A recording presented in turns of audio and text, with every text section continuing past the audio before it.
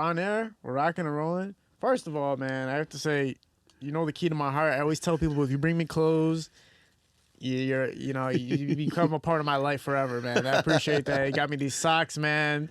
The Eddie Bauer's. I was just telling him, I was like, man, I always go to Eddie Bauer's store and it's too expensive for me, but he hooked me up with some socks. He gave me the shirt, and I really, really appreciate that. And then I also hooked me up with this body scrub, and this looks like pretty damn organic, so I definitely appreciate that. It's all natural, my friend. It smells great too. Man, why don't you introduce yourself to the camera real quick, bro? Hey guys, how y'all doing? I'm Dwayne Grisby from L&L Distribution from Dayton, Ohio, and Detroit, Michigan. Yes, man. We were talking about a lot of stuff before. We were saying so much stuff. We're like, let's hold on to this for the camera, man. We'll just dive into your life at first, man. Let's talk about where you were born in Detroit. Yep, yes sir. Okay. West Side, Schaefer and Plymouth, area 48227, zip code.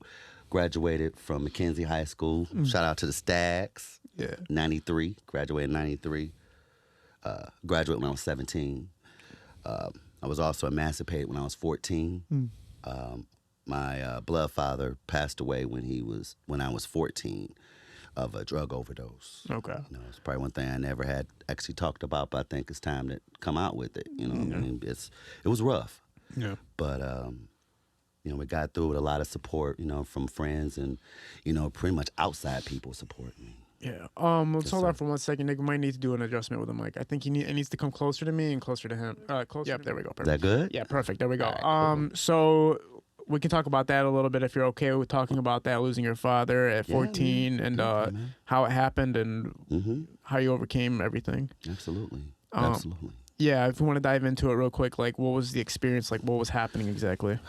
Well, like I said, I was at a young age. You know what I mean? My father, he passed away from a drug overdose from heroin. It was across the hall from me when I woke up, going to go to school. And it was kind of rough, you know what I mean? But the neighborhood came together as far as his burial because, back in them days, we didn't have, life insurance to be able to pay for anything. So it was, it pretty much hit us pretty hard.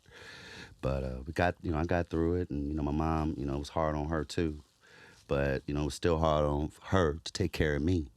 So, I had to prove to the courts and to the state that I could take care of myself, including take care of her. So at the age of 14. At the age of 14. And what was the plans on doing that? The plans on doing that is to be able to do adult things as being 14, but being able to do the adult things like being able to get a job, being able to get an emergency driver's license to be able to take care of my mom. Because at the time, she was going through her thing and she was sick. But then again, I seen way more of a bigger future for myself. After after I took care of her and got her settled, it was time for me to go on my own. I graduated when I was 17. Wow. I started working at McDonald's. Everybody was knock McDonald's, but McDonald's it got me where I had to be. It helped me pay my mom's bills. I actually started at 14. Before I got emancipated, I had to prove to the courts that I could work and that I could keep a stable income and actually be able to take care of a household. I mean, I actually went to court and had to deal with this with the state, and they granted it to me. On the side note with that, just out of information, like an emergency driver's license, I think I've heard about that like once my whole life. That's when you're able to get it at a younger age. Yep. Yes, sir. Yes, sir. If it's kind of like an emergency, pretty much an emergency, like a hardship. That's more or less what this was. Did you pick it up quick at 14? Yeah. Well, one thing you have to have a references. You have to have some people to sign off on that situation. But they have to be kind of like some important people, I should say. Was it ever confusing when you were getting out of your car and people were looking at you like, that's a 14-year-old kid getting out of a Benz or like whatever car right now? Actually, I had it was a little Chevy Nova. It was a little 76 Nova I bought. Paid $100 for it. You paid $100 for the car? Paid $100 for it. It was one of my mom's friends, actually. He was a gambler. He was a real bad gambler, and he was like, come on, man, just give me $100. For the car? For the car. I was like, shut up, come on with it. I had, because I worked, so I gave him the $100, and he went. I dropped him off at the racetrack. I dropped his ass off at the racetrack. I was like, Man, hell Bro, yeah, so- man. Throw me a big dumbass concert speaker in that bitch, man. So you got Do this some car sounds. for $100. It $100. operated and stuff. Like it got Yeah, you. ran and drove and What everything. the hell is the world coming to? But So- you gotta look at this was 80, 88, 89. You know what I'm saying? The car was like a 76, 77, but it was a tank though. That Okay. motherfucker was a tank. Talk about, so you're taking this you're taking this adult responsibility, you're taking leadership of the household and everything like that, becoming the man of the house essentially, and you became a manager at McDonald's? Correct. I was the first in history of McDonald's at 16 to become a manager. Wow.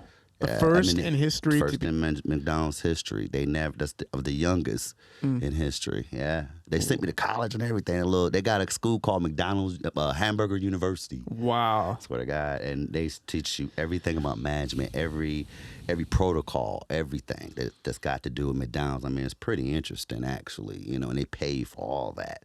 I made good money. I mean, so I transferred that when I went to Ohio. I was making $14 an hour. Yeah, that's good. Back then. That's You gotta chilling. look at late 90s. That was good money for, a 17-year-old. Wow.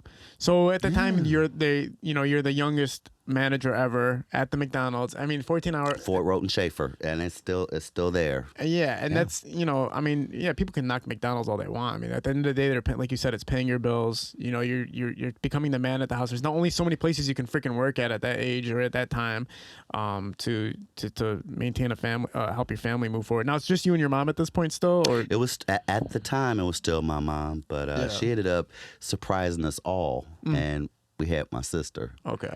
So, and no one knew she was pregnant.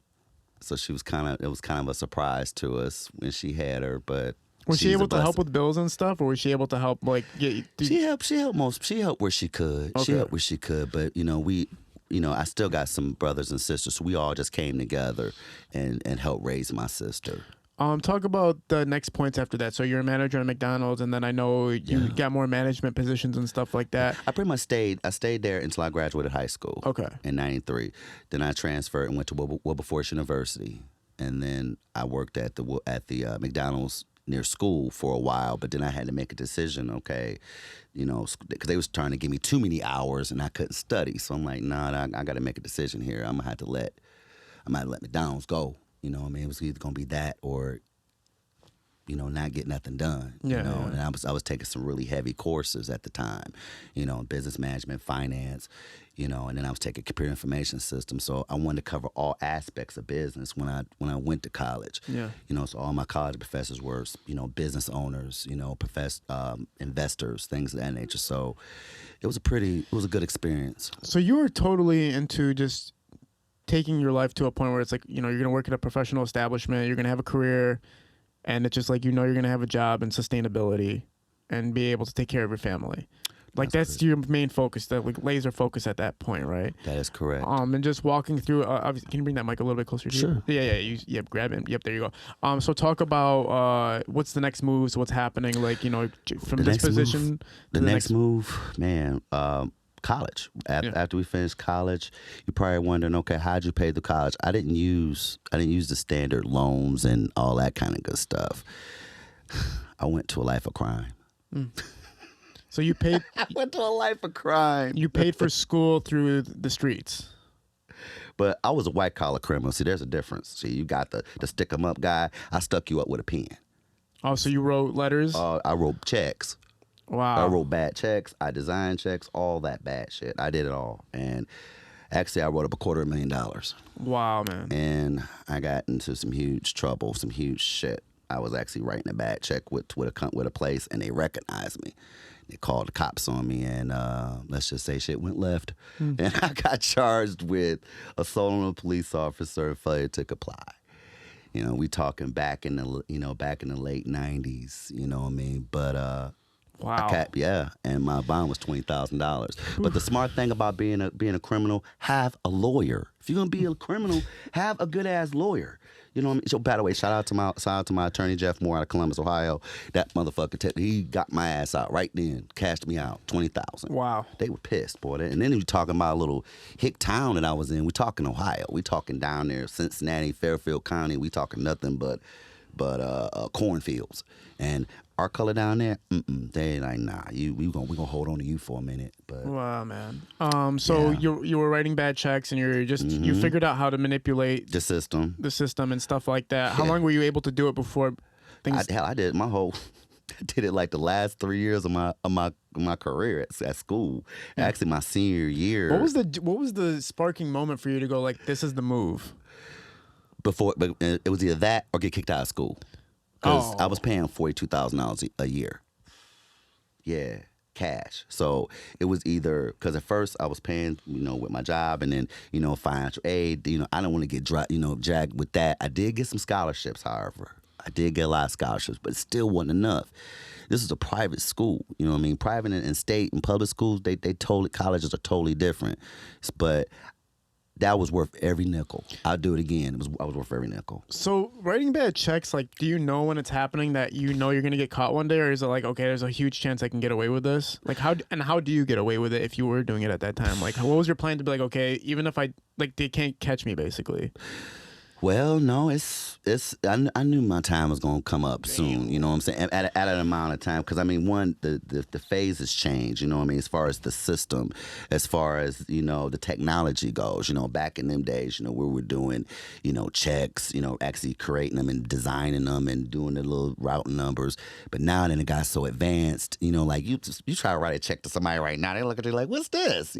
So it's out of the times. It's out of the trend. You know what I mean? So now there's new trends. So when you're using this check, what was the biggest purchases you're making? Is it just school? Nah, man. Actually, what I was doing was buying stuff like back then, in this time, big screen TVs, rims. Anything you could think, like, you might put in an order like, AD, I need a new couch for the set, and we need some new equipment. I bring like $5,000 worth of shit, and I was charging half price. Oh, wow. So you were just using the checks to buy stuff and flip it? Yep. Fencing, there you go. You be my fencers. That's exact thinking, man. That's the right term. Yeah, when I put myself in really bad credit at one point in my life, when I was like 16, I got a loan for like $30,000 or something like that. I was like, all right, I can only use this on credit, so I started buying shit. And then I would buy shit on Amazon, and then I would sell it on Craigslist. And I was like, I'm just flipping cash. I'm destroying my credit in the process. In the process, yes. I'm ruining my future. But I was like, I'm getting money. I'm getting cash. Because credit, you can't get cash out of credit if you have a credit. It's only credit's only credit. You can't get cash out of what I had. So I was like, let me flip this and get cash in my hand. But so we can relate. We can definitely relate. But what really got to me is the day that the courts called me. I was in full stream senior year, rocking and rolling, and my attorney said, "Hey, you're going to prison today." Damn. Like, what? Wait, what? Like, nah, you're going to prison. I'm like, okay, what if I run? He was like, you run, they're gonna give you the maximum. And mind you, I went in there with an open plea. So an open plea, to all you folks that don't know that's got cases pending, an open plea is where the judge makes the decision on how much time he want to give you based on.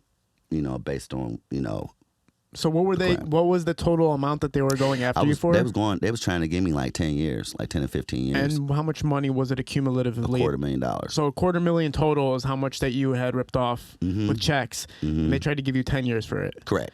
And well, plus the sold on the police officers. Don't forget that. They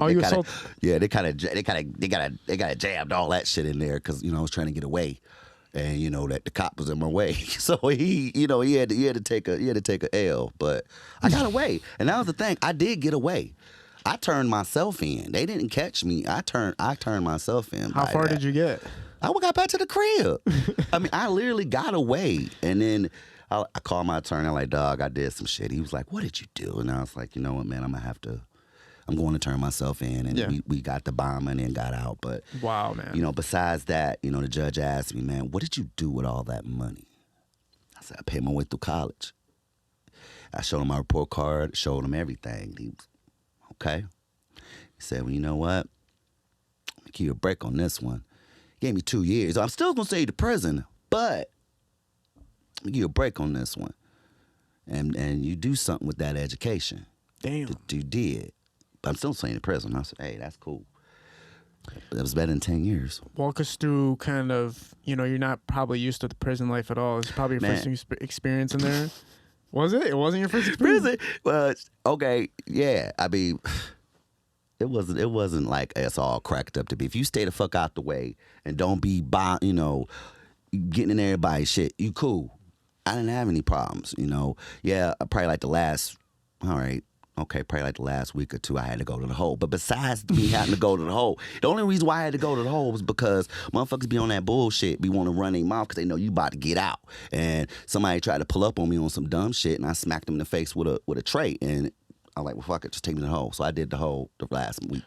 When you do something like that, don't they normally extend your time, or did you just? Nah, because he started it. Oh, okay. And that was cool because everybody witnessed it. Is that kind of the rules that if somebody else starts it, then you don't get the charges pressed, but if you started it, then they can extend your charges? It's called RIB. It's like a kangaroo court, and what they do, you like in court, and they make the decision based on the witnesses, based on the testimony, and they knew that my record, I was cool. I stayed out the way. I didn't get in no kind of trouble. I mean, I was a short timer, 2 years or less. I was a short timer, Do you think prison guards ever see a situation happen and go like, you know what, that guy's a good guy, even if he did kind of start it, let's kind of not acknowledge it and not really report it? Absolutely. There's good COs out there that do that and just turn the other way. Hell, just like with prison basketball, and when there's prison rules, the cops turn their head. They knock somebody out right quick on the basketball court and kick somebody's ass. I left bloody a few times, but it's fun. You know what I mean? But those are things that the cops, they'll turn their head on. This is just a personal question. Like, What's up, man? as far as prison's concerned, because I always imagine being in prison. Bullshit. I did 2 days in county. But that's not prison. But that ain't nothing. I know that. But what I'm saying is the only thing I ever hated was like I'm the type of person I need to take a shower before I go to bed. Like I just need to. Like I feel like. But did you? feel dirty. I just feel. But do you guys like? Is there a point where you're just like, I don't really give a fuck how I went to bed today, even if I got in a scrap, or even if it got heated, or even if it's hot, I'm going to bed. However, fuck that. I washed my ass. I took a shower every day. I mean, yeah, you got motherfuckers in there like that, but not me. You know what I'm saying? Yeah. I took a shower. I mean, I still live day-to-day life even in there. I may take 2 or 3 showers, or if I worked and I had easy work. So you're allowed to take a shower whenever you want. Yeah. Oh, okay. Yeah, That's cool. Yeah. So they know they don't. You know what I'm saying? Half the motherfuckers be up in there stinking, just like in the county. You can take a shower in the county, in certain county jails. Yeah. But half the time they just don't. Is there a dude in there that's literally so stinky nobody even wants to be around him? Yes, and when that happens, they fuck around and kite his ass out. Yeah. That kite, what a kite is when they send a letter to the superiors to put somebody out. Out of the dorm. Yeah, but that could be for a couple of reasons, either for somebody stinking or for somebody extorting. I mean, there's different reasons for people to be kited out, but I've seen it done. Well, let's talk about you leave now and you get checked out. You only did 2. Did you know you were only doing 2 years the whole time? Yeah. Okay. Judge gave it to me. I mean, when he gave it to me right then, he handed it down right then. You're done. I was like, cool. And you did exactly 2 years. You didn't get out early. Actually, I did get out early. I got out. I did 18 months. In the last 6 months, they gave me like a parole type deal. Cool. And I finished out. And so you get out. What's the next agendas for you? How are you proceeding after that? Well, the next agenda, I already had my plan in order. While I was in the joint, I was already put my shit in motion as far as what I wanted to do with the company. So I just pretty much just put it in motion. I got me a little, I got a job. You know what I mean? And just stacked money the whole time. I worked for General Motors. I worked for another little side company and just stacked my money until I knew what I wanted. And I just got started. When General Motors sees that you were in the system at one point, how difficult is it through the process to get a job? It's not difficult. Let me get this thing straight. The big 3, they hire felons. They hire felons. I mean, as long as you tell them the truth. I told them the truth. They already looked at it. If they ask you the question, they already got the answer to it. Just tell them the truth. I told them the truth. Yes, ma'am, I did. Boom, boom, boom, boom. They was like, okay, when can you start? I was like, really? They're like, yeah. I was like, really? They're like, yeah, you can start today. I was like, hell yeah. Man. And I worked there probably 5 to 6 years. I loved it. But, I just knew there was more for me than that. People are talking about working at the big 3 and stuff like that in Detroit. And, there's some people who say, like, they give you enough money to keep you there, but you kind of don't get to really live like a full-fledged life the way you want to, but it's enough money to stick around. Do you kind of agree with that? I disagree. Because, they give you the plan, they give you cars on the cheap, like all that stuff, and it's like they give you access to stuff. It's like, do you feel like you're kind of pigeonholed into living a certain lifestyle when you get those jobs? No. We had Bizarre from D12 come on here, and he was kind of talking about, like, the reason he didn't take a job at GM was because he knew it would kind of set what his life is going to become. Like, you're going to go there, they're going to give you all these deals and plans, it's going to keep you there, they're going to give you a nice paycheck. But by the time you get home, by the time you try to maneuver, it's like you're kind of stuck into that salary that they gave you. And do you agree with that? That's or bullshit. No, I think it's bullshit. I mean, if you budgeting your household, yeah, you can make good money at gym. I made great money at gym. I would be honest with you, I was making about $1,000 a week. That's good money for, back then, back in 2007, 2008, that was damn good money.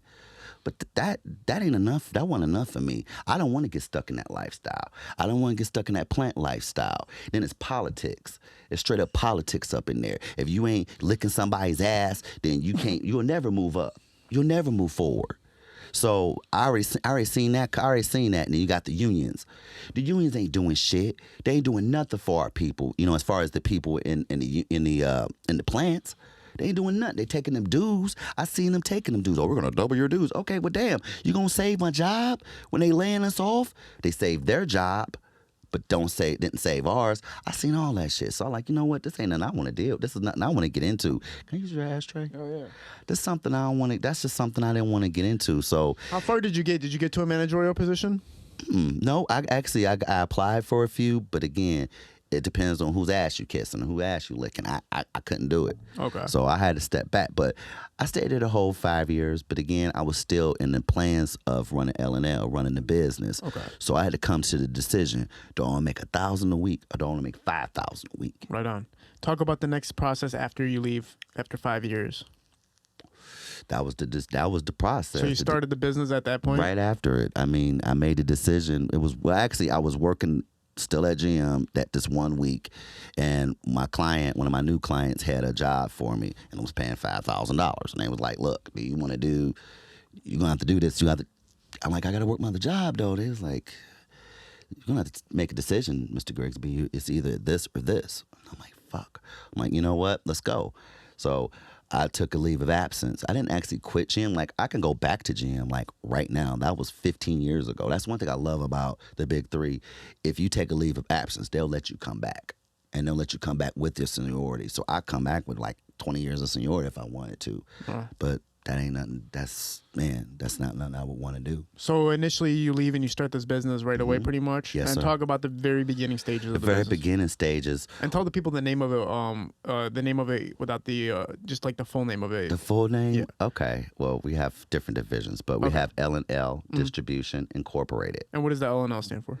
Well, that's my middle name. Okay, cool. Larry. And then the distribution stands for we can distribute what the fuck we want. And it's crazy. Everybody looking, what is the distribution? That's what it stands for. I can distribute what the fuck I want.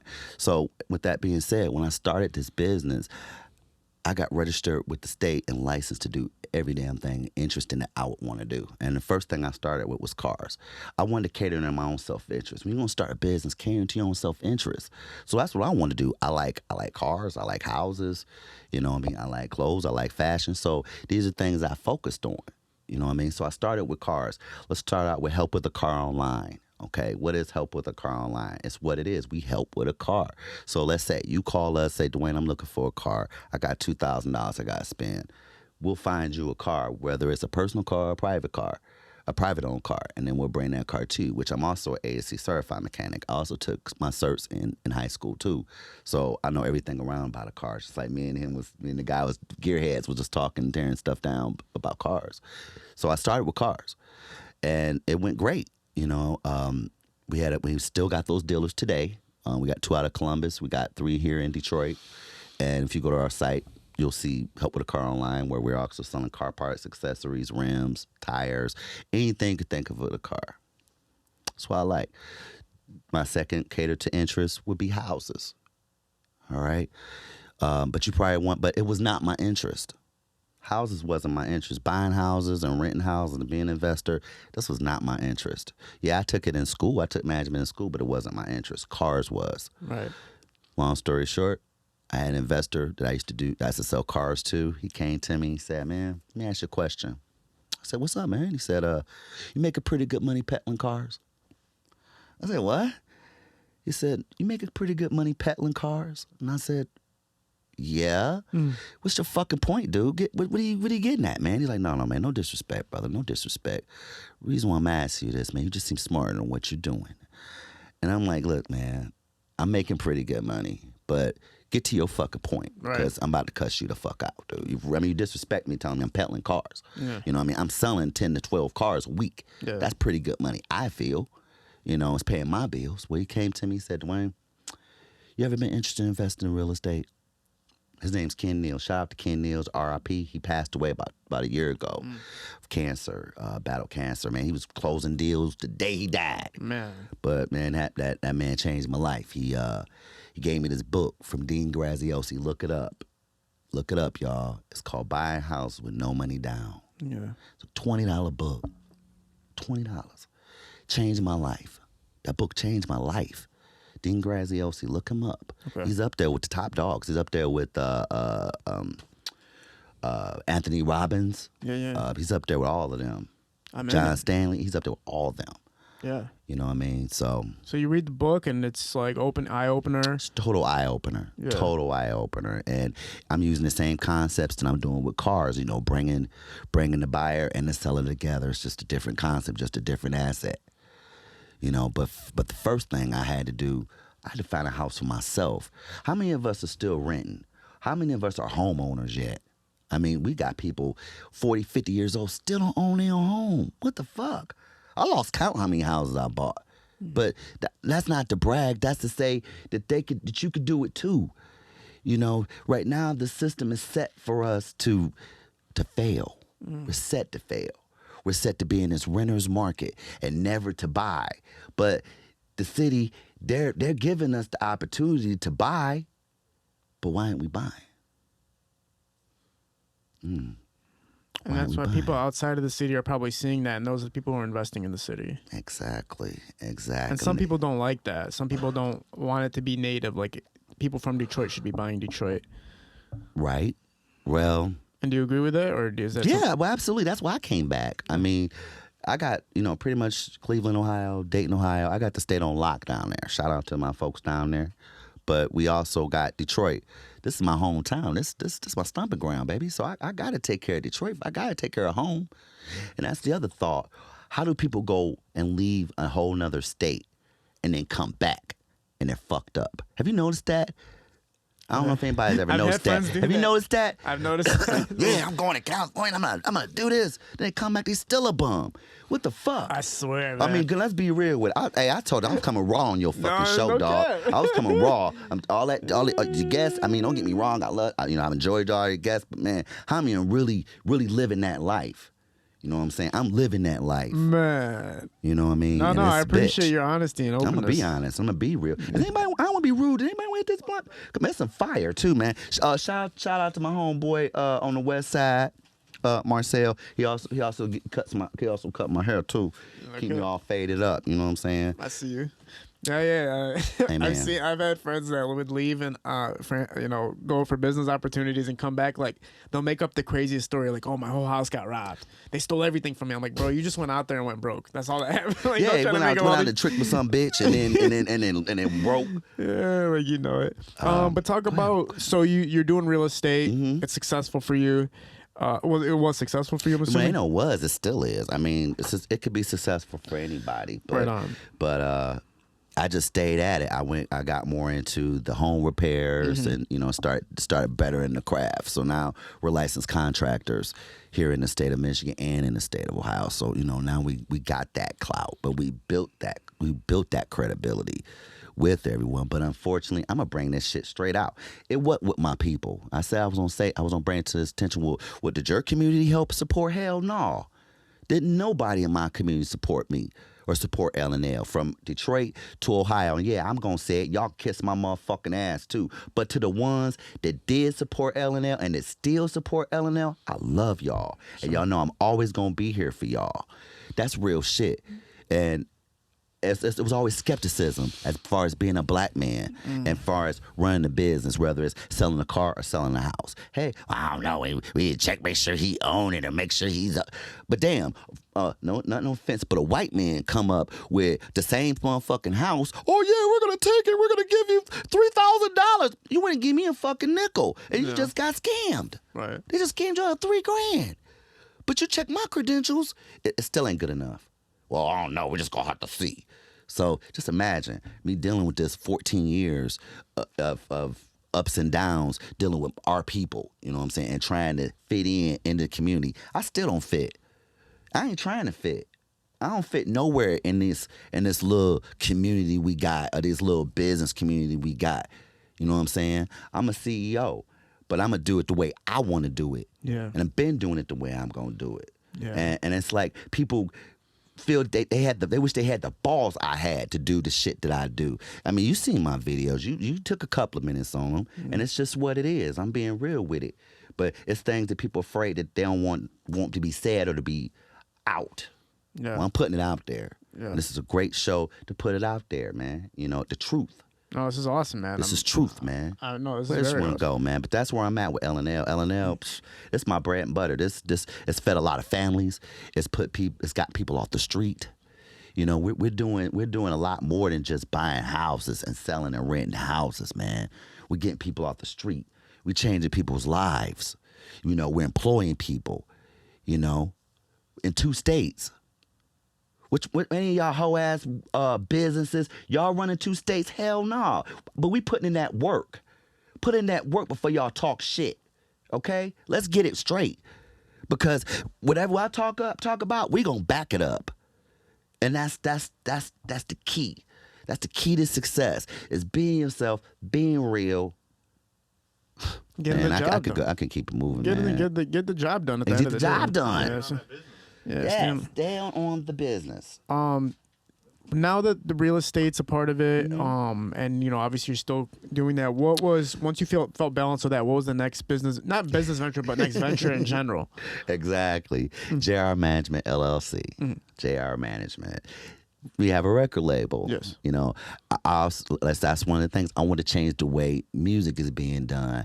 This shit that we got here in Detroit, I'm gonna be straight out. This shit sound the same. Everybody, the beats sound the same. I mean, it's the boom, boom, boom, boom. It's the same shit. Can we get some creativity here? So the record label, yeah, JR Management LLC. Right. So we're talking about music and how it's all sounding the same right now, and I kind of do agree. I come from the same thought process. Like when I listen to this new wave of music, I'm just hearing repetition, and I'm hearing. I wonder how it's getting funded to some degree. I'm like wondering who the listeners are.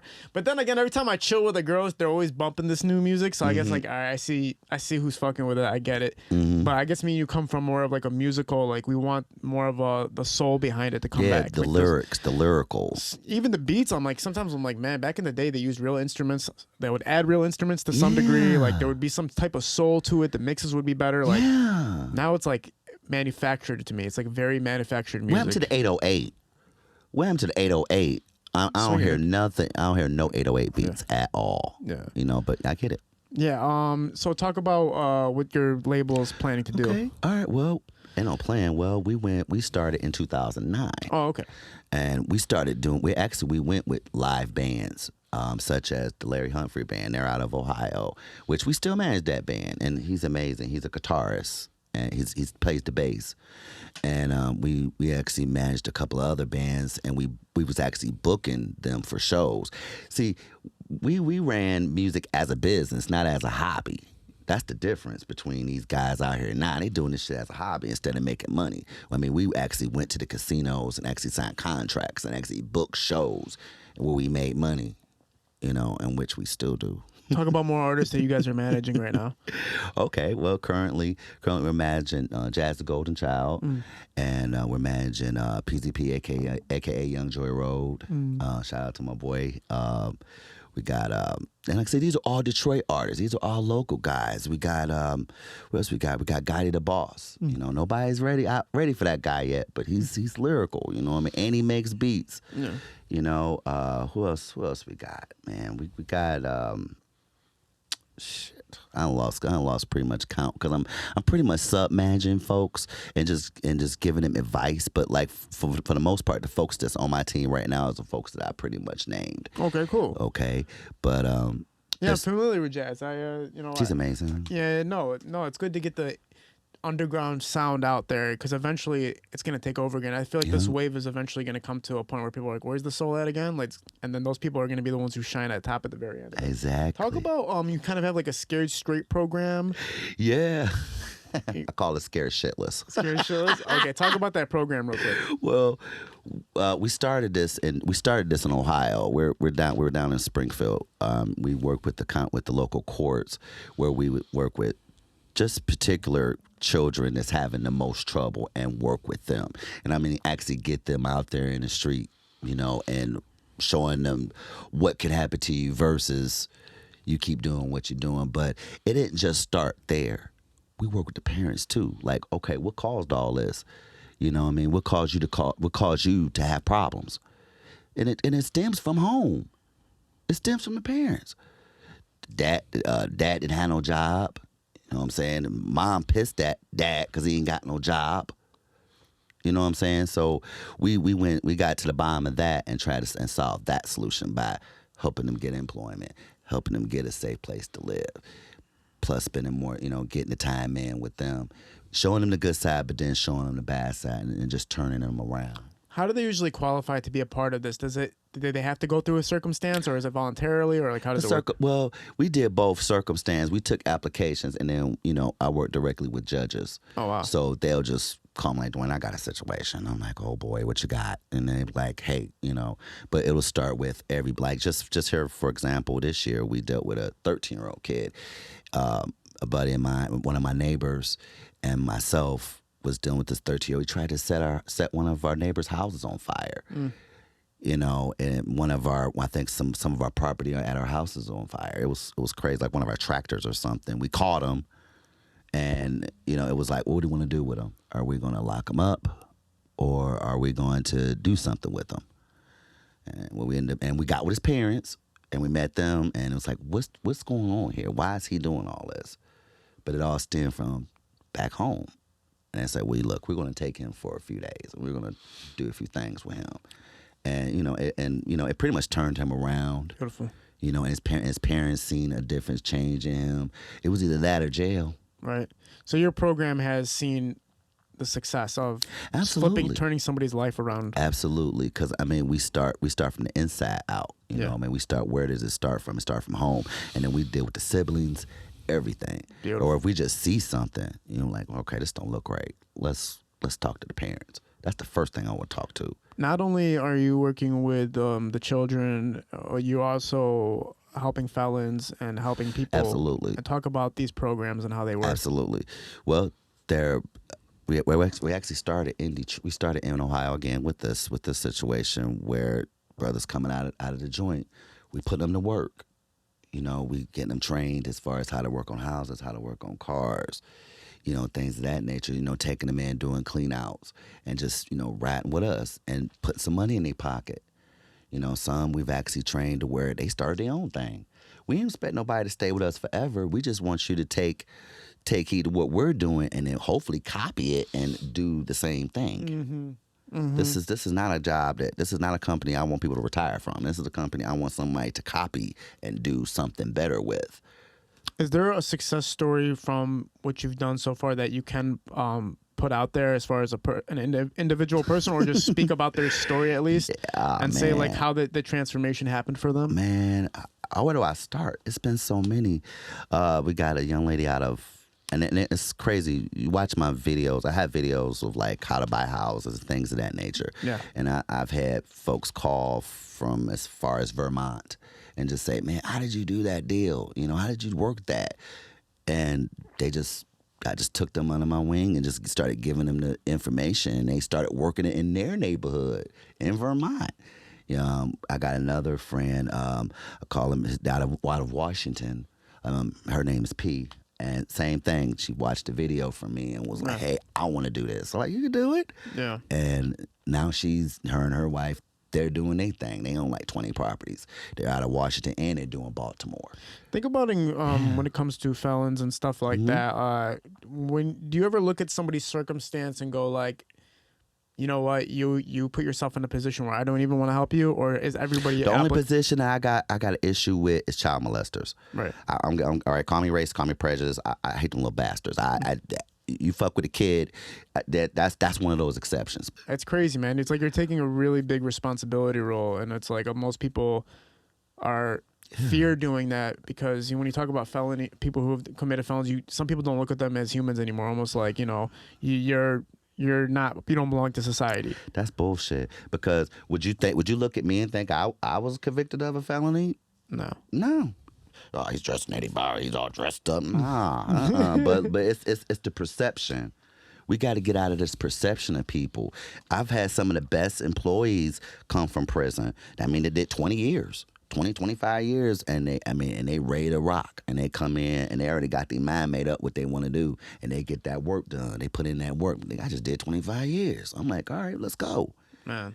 But then you got the knuckleheads that just did the 2 to 3 years and just want to do dumb shit and still doing dumb shit. Them the ones I don't want to deal with, especially if I gave you a chance and you still ain't do shit. That's on you, man. Now, we were talking about credit earlier. Okay. What? Talk about the impact of how you're helping people with their credit. Okay, credit. Well, again, I got a minor in finance, so I'm always playing with numbers. I'm always playing with money. And, first thing I had to do is I had to fix my own shit. Yeah. You know what I'm saying? And I wanted to learn, first things I learned was from my credit union.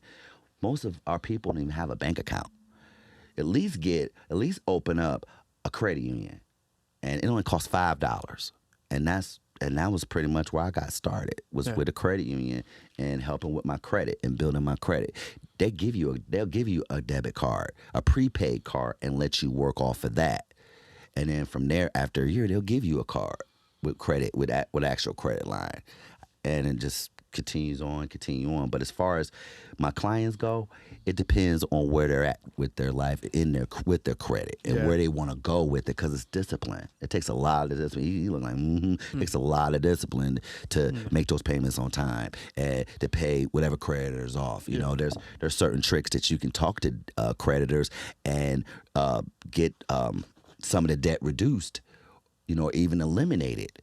But you got to take the time. You got to put in the work. You got to take in the discipline. But most of us, race across the board, don't want to take the discipline. Right.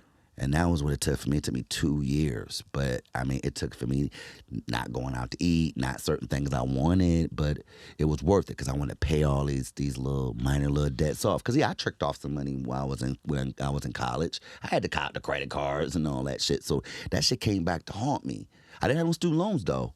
But I did have credit card debt, and it came in a couple of doctor's bills. I had a hernia operation I had to pay out of pocket for because I didn't have insurance. So all that stuff came back to haunt me. But I paid it all off. It just took time. People can come to you and they can reach out to you and they can Absolutely. come to multiple things. They can come for you about credit scores, if they got out of the system. Kids can obviously work with you and figure out how to transition their life or change the trajectory of where they're going. Absolutely. There's so much you offer. And the guru that I listen to the most from India, my favorite thing he used to resonate when I used to go see him was that you need to be a mother to not one person, not two people, not three people, but as many fucking people as you can possibly be. That's how I feel.